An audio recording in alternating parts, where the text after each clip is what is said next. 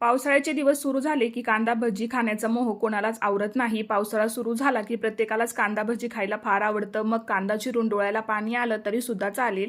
तर आता इथे मी बारीक चिरलेला कोबी घेतलेला आहे, त्याच्यासोबत 3 ते 4 कांदे चिरून घेतलेले आहेत। त्याच्यामध्ये हळद, चवीनुसार मीठ, चवीनुसार लाल तिखट, जिरी आणि थोडासा ओवा जो आहे तो हातावरती असा चोळून टाकायचा।